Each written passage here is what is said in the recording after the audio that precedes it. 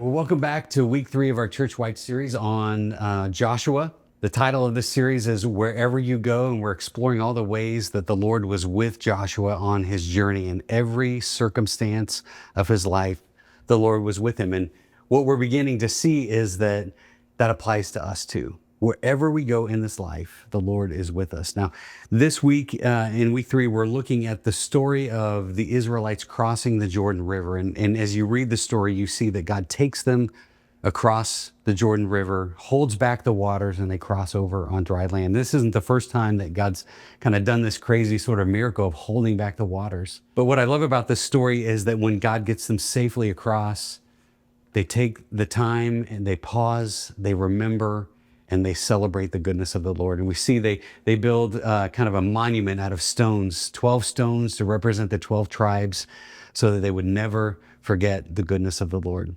And that's what I want to jump into this week is in our discussion is like the way that we remember the Lord's goodness.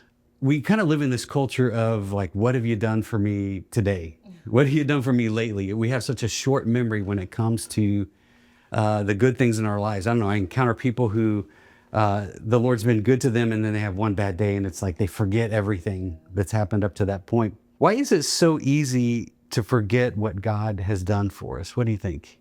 We just have a short attention span right now. Yeah. I mean, it's hard to make people focus. I mean, maybe have to have more of a heart of gratitude, be thankful for what you have, kind of helps me. Yeah. Especially in the society that we have, we always want more. So it's like, I want the better job, I want the better relationship, I want more money. And in past weeks, we talked about comparison, you're seeing that. So you're constantly almost asking God for more and more. And I tend to do that too, So one thing I've tried to do is I wake up and I thank Him for the pillow that my head is laying on, or just having more gratitude for what the blessings you do have, rather than the wants that I think we all can relate to wanting. Kind of speaking to that comparison, you think, okay, if I just have this career or if I just make it to this point in my life, everything will be great. And then you get to that point, you realize that's really not what your heart was truly after. You thought that's what you wanted and that's what you needed, but you get there and you're kind of let down. You're like, oh, okay, so I must not have got there yet. So I got to keep on grinding, or I got to keep on and I got to keep on. And so you're just so focused on the here and now and the next step and the next step that I think we forget to reflect back on all of our accomplishments and where we came from, because we're just so focused on where we're headed. Yeah. It kind of goes with the monument, right? I mean, the 12 stones, like there's some point that you have to look back on your past to realize and reflect where you came from and keep moving forward into your future. Yeah. That's funny hearing y'all talk about this. It's like a lot of me language, right? Yeah. I and me. And it's like it feels like when your world revolves around yourself, you're always wanting more, right? It's like, oh, I got that, now I want more. I had a good friend one time that said, how much is enough?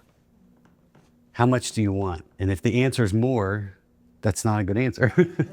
It's like a dog chasing its tail, thinking it's actually going to catch it, And like, I think I've lived that kind of a life where it's just like chasing after one thing to the next. And it does become kind of a distraction in your life. Well, let me ask you this. Does anyone here have like a story of an answered prayer or a miracle that you'd say, I never want to forget that moment, what the Lord has done for me? I think about when I first, my first home I ever got. I've had apartments up until a certain point, and the apartment that I was in was foreclosing, and I was only paying like $250 a month. Who wants to lose that apartment? And so someone told me about going into this home buying program in Cleveland, and I was like, okay, I did it. When I get to the end, they said, here's all the parameters. You got to make sure you have the down payment in your bank account. Can't go borrow it anywhere. You got to make sure you have enough to pay off your insurance for the whole year. You can't have any like bills due at your place or whatever. So I didn't have anything to say. I was a single mom. And so I went to my boss and I asked him, because I was in a grant funded position at this job. And I asked him, did they could see any way that I could get paid a little bit more so I could save a little bit more? He went and looked, and he came back and told me, no, they said that they've given you everything that they could give you, and, paying your life insurance and your health insurance and everything. And I said, health insurance? I don't use the health insurance here. And they said, are you sure you don't use this? And I'm like, no. And so he said, well, let me go check something out. Well, come to find out, the place that I needed, I didn't know where I was going to get the money from, because by the time I turned in all the paperwork, I needed to have money in my account. Well, come to find out, they had to pay me all the way from September back to January. All the insurance premiums. Yeah, because I wasn't using it. Yeah. And every penny covered my down payment for the house that the Lord blessed me with. And I had enough money to pay my gas bill, which was really high in Cleveland. Yeah. So I paid that off, paid for my insurance for the whole year, and I was able to get an inspector to come in and inspect the home. Wow. So a lot of times when I'm going through things, and I felt like I didn't deserve that home, I didn't deserve that moment, but God did it. And I cried and begged. And then after it was over, and to see how he had to do this stuff way before I asked.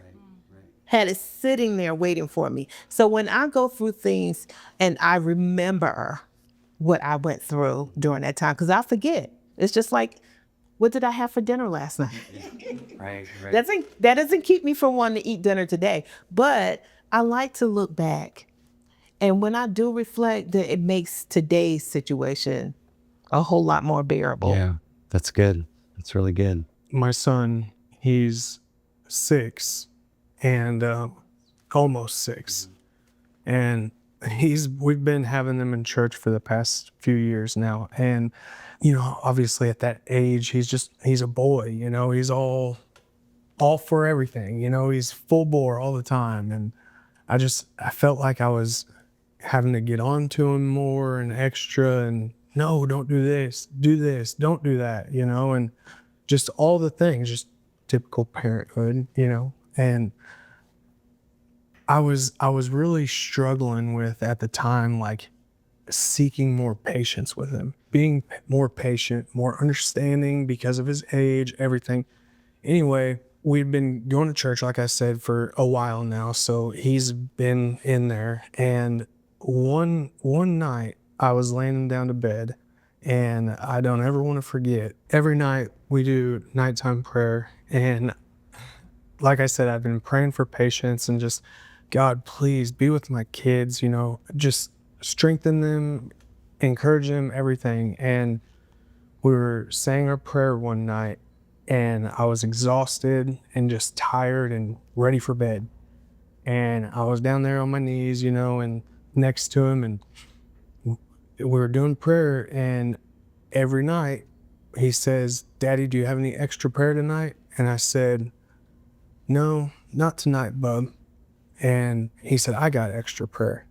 And just the things that he said that night, it made me start crying, and it just made me so happy, and it just, seeing that within him and what he did, that it gave me the strength that I needed. And then I said, you know what, Bubby, I do have extra prayer, and it's just those little things like that. And that's something that I never want to forget. I love that. And, like we didn't rehearse that, but that ties right into the story of this monument that they built. And it wasn't just for the moment. It was so that they could go back and show their children, look what the Lord did. Look what the Lord did.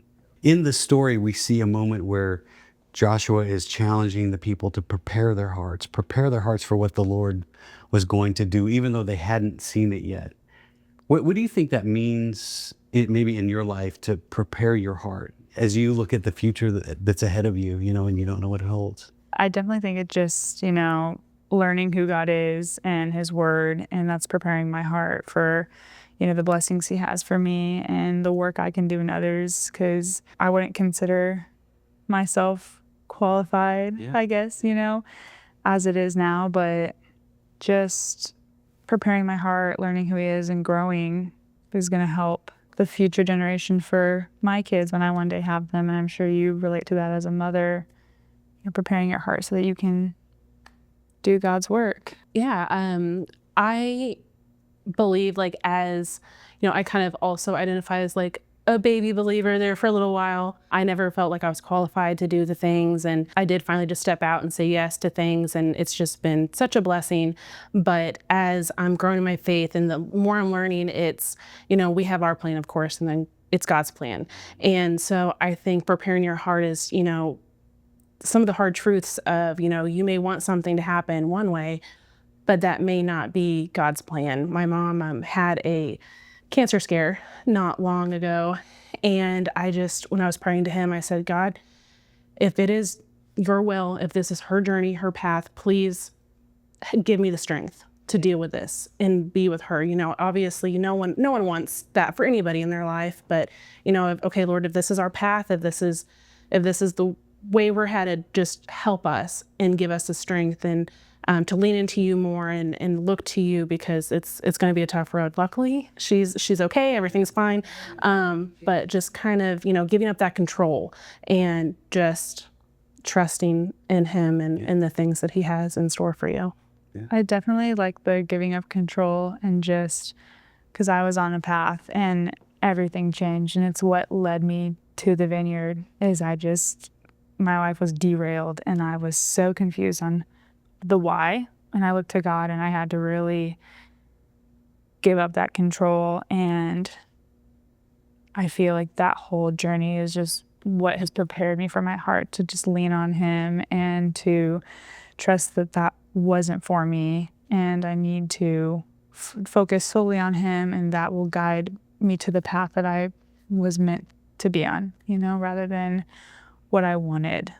So just continuing down that way, learning who he is, studying, getting in groups and involved in the church to figure out who I am through Christ is going to prepare me in the best way and just touch my heart.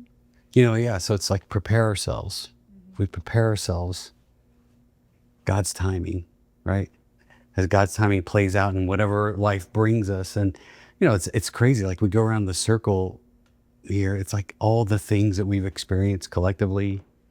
I mean, there's some heavy things, but there's some big victories too.